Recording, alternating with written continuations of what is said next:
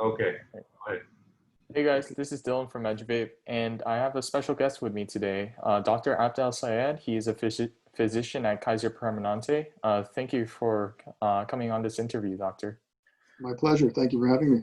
Yeah, of course. So I'm going to be asking him 5 questions related to vaping and smoking. So the first would be, what are some of the indications in an X-ray that someone is prone to a heart attack or stroke? It's an excellent question. So in a chest X-ray, you'll see the aorta, which is the main blood vessel that supplies the body with blood, comes from the heart and supplies the body with blood. When you see calcifications in the aorta, that is called atherosclerosis, and that means that the blood vessels have calcifications, and that will predispose someone to a stroke or heart attack. The other thing you might see is in the lungs, you would see evidence of emphysema, which is related to smoking most often.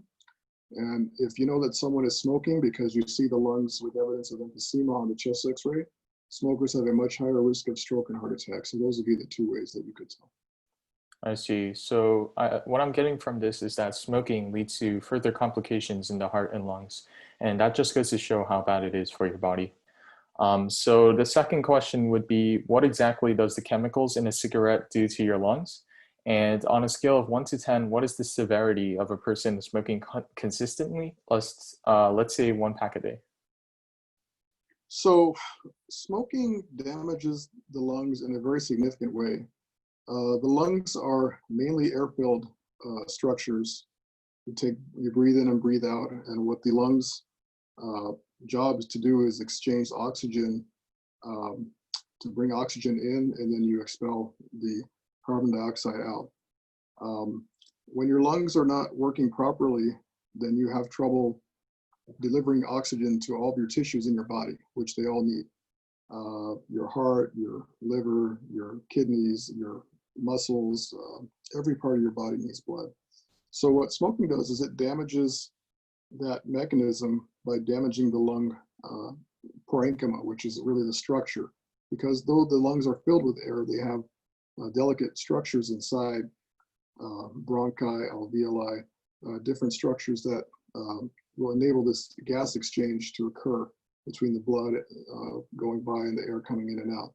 When smoking literally will burn those structures, will burn them with chemicals and really destroy them. And so instead of having a nice healthy lung with these delicate structures, you have an increase in the amount of air in the lung, but without that supporting structure that actually does the work of exchanging gases that your body needs, mainly oxygen delivery.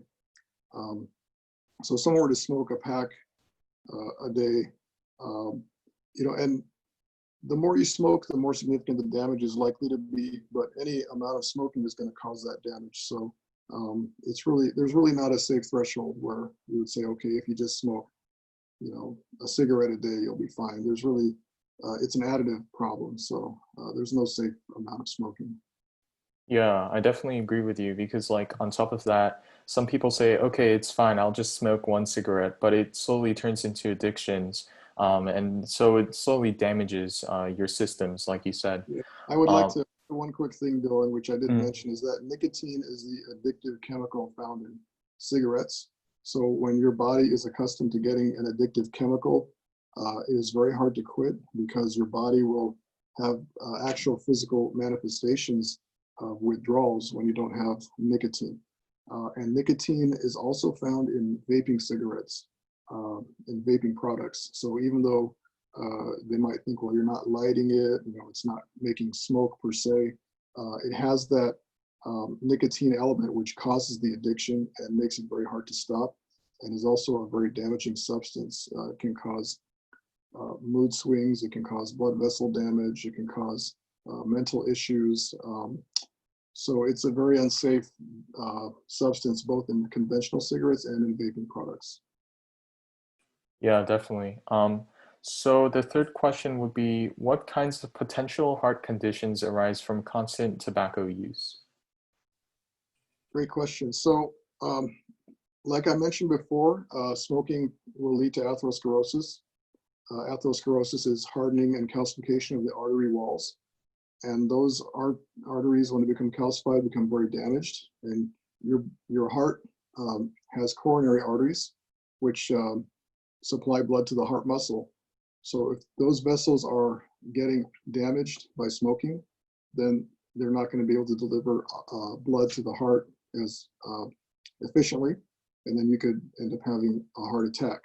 Okay. The other thing is those substances in cigarettes cause vasospasm, which is a fancy word for the blood vessels narrowing. So they can narrow unnecessarily. I mean, there are different physiologic reasons you want blood vessels to dilate or get bigger or narrow, get smaller. Nicotine and other substances cause spasm, which means the vessels are getting tighter.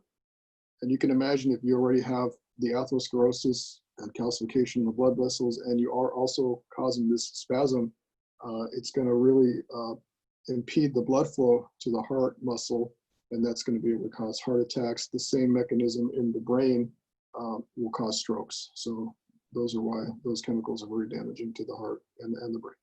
Yeah, definitely. Yeah, and it's a real threat to all of our systems. Like you said, it can even impact the brain. So yeah. So fourth question would be, describe the worst case of a drug-related patient, as in like drug overdose, or if they had some sort of preeminent condition related to drugs, and how their X-ray scans differed from a normal person's scans. So drugs are, I mean, there's a very wide variety of drugs. There are illegal drugs that are, trafficked, right?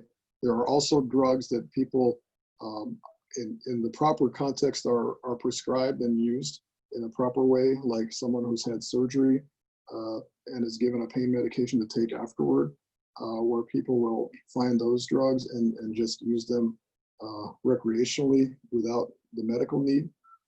So it's a very wide spectrum of things we're talking about with drugs.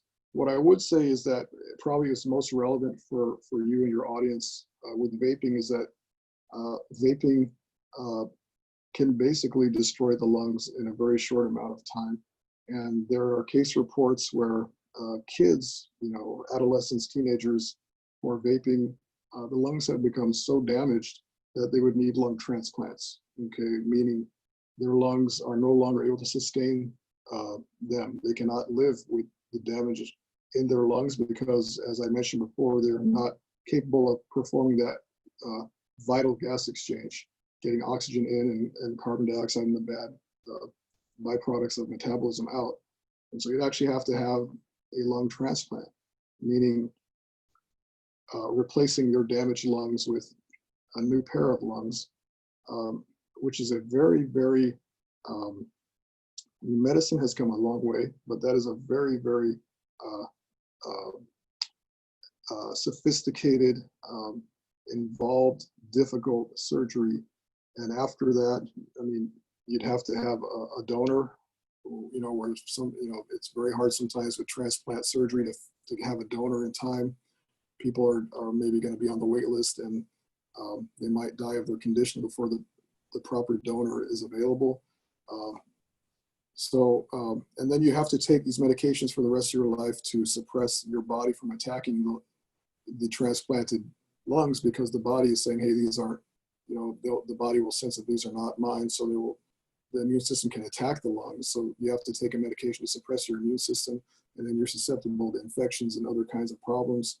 And sometimes your body will reject the transplant and it doesn't work. So that would be the most severe case regarding vaping and damage to the lungs, is needing an actual lung transplant because the lungs are no longer capable of doing their job at all. Yeah, and I can definitely see like the amount of, I can't really imagine how much pain the family and the victim has to go through, especially with the surgery, the financial weights, and all of that. So it's in the end, it's really not worth it to do this. But yeah, thank you for that. And the last question would be, if you were to say one thing in regards to doing drugs to the younger generation, what would that be? Yeah, so my message would be that there are no drugs that are beneficial to use for fun. There are a lot of things that are available now that you can actually do to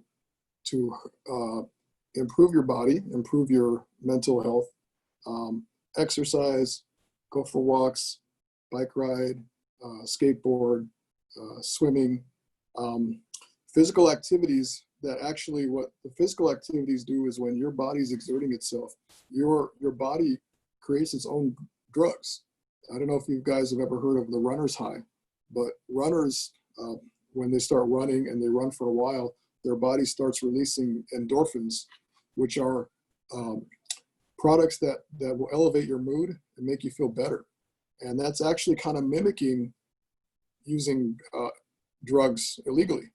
So you're able to generate your own high and make yourself feel good by exercising and taking care of your body. And you're lifting weights, you're running, you're biking. Your body's going to generate these metabolites that will make you feel better. And you can do it without artificial drugs. You can do it for yourself and make yourself feel better and be healthier.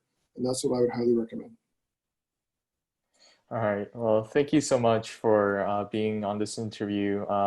And thank you guys for watching. And don't forget to like, subscribe, and comment. And yeah, Dad, you can end the recording. But yeah.